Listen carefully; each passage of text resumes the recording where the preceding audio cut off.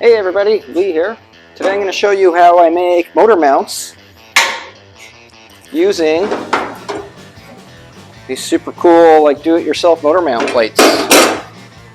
But first, let me show you this super cool new tool I got. This is a CNC Plasma Table that I ordered up a few months back. Showed up 2 weeks ago and I put it all together. Shannon and I spent 4 days building it. Took a long time. Got it all up and running, and I'm using this to make parts. I've had this idea for probably a year and a half, maybe 2 years in my head now. I want more people to build hot rods, and the only way I can think of to get more people to build hot rods is to make it easier for them. So I've started figuring out like parts that I build all the time when I'm making cars that maybe the average person at home can't build or doesn't know how to build. So I'm trying to make like super easy, simple parts that I can make here, and then you can take them home and build your hot rod out of them, so that hopefully we have more hot rods on the road, because hot rods rule. Okay, so here's a couple things that I got on the go right now. One is these cool Ford Flathead style motor mounts. I got two different styles. The only difference is this radius here. This one is designed for like a stock Model A frame. So you got a totally stock Model A, you pull the 4-cylinder out, and you want to put a Flathead Ford in it. This is the guy you need. It slides into the frame rail, then you can spot weld it across the top, weld it down the back, and across the bottom. This one here, the only difference is it's got a sharper radius, which leaves more meat here. And this guy is designed for a boxed frame, like what this Roadster here has. So when you get your engine sitting where you need it, you can trim this to fit on the inside of the frame rail, and by leaving this a little bit thicker, you just have a little bit more meat there for a gusset. So yeah, these are the motor mount ideas. I'll show you how they work in a minute. This is the other thing I got on the go right now. It's not quite ready yet. I just made the first one. It's actually still very warm from when I welded it. But it's just a basic Chevrolet style front motor plate that bolts to the front of the block, and then will bolt to these guys. So I will show you that in a bit. But first, let me show you how these motor mounts work.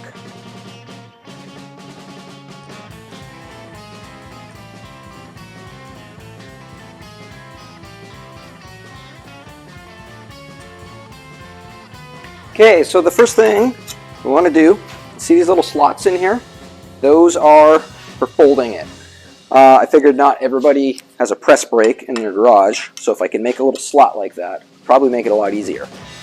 So you slide it, put it in your bench vise, line it up on the bottom edge of that line, take a square. That looks really nice. Once you got your square in there, crank it up nice and tight, and then literally just take a hammer,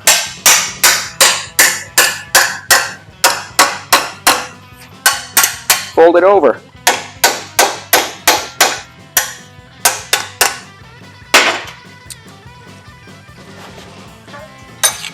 Just like that. Fold it till it's 90 degrees. That's really good. Then we go in this side and kind of do the same thing.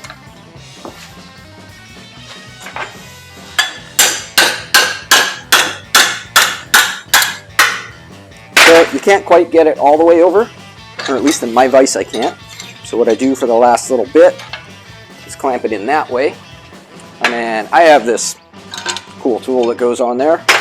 But for those that don't have that, a crescent wrench works really good as well.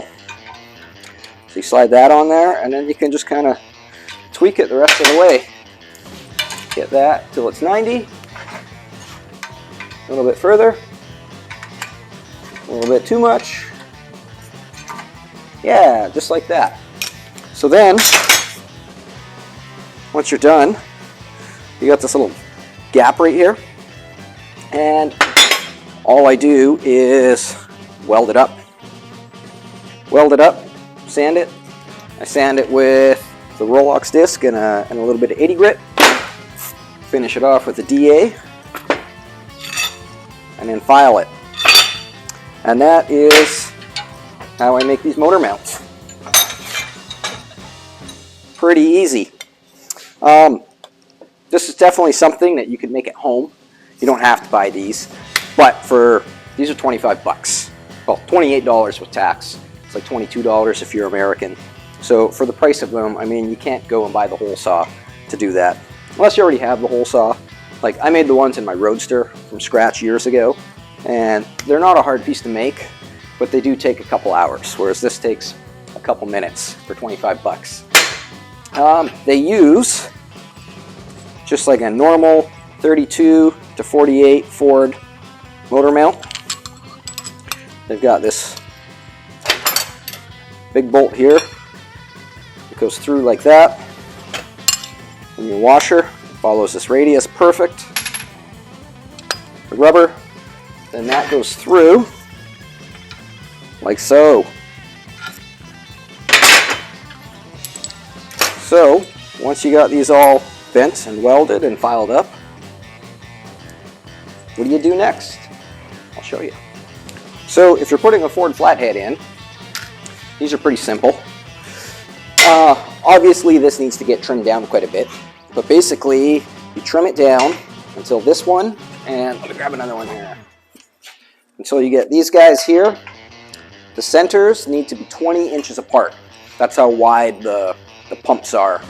Like on a Ford Flathead, the water pumps are where the motor mount is. So slide these back until you have enough room between your radiator and your fan. Always leave enough room to get a belt through there. And wherever that lines up, trim these down until you have 20 inches in between. Square them up and weld them in. I have also used these for lots of other engines. You can mount them literally anywhere in here and build any sort of bracket to any engine. In fact, I've even mounted LS engines with these. It's a little weird to use a flathead mount an LS engine, but it works. It works really well. So yeah, just wanted to show that to you. If you're interested in them, check them out on my website, lgspeedcustom.com.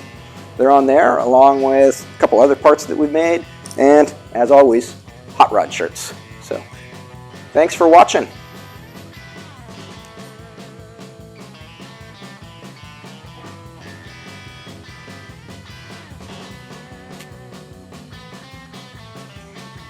Music by the Cavalleros.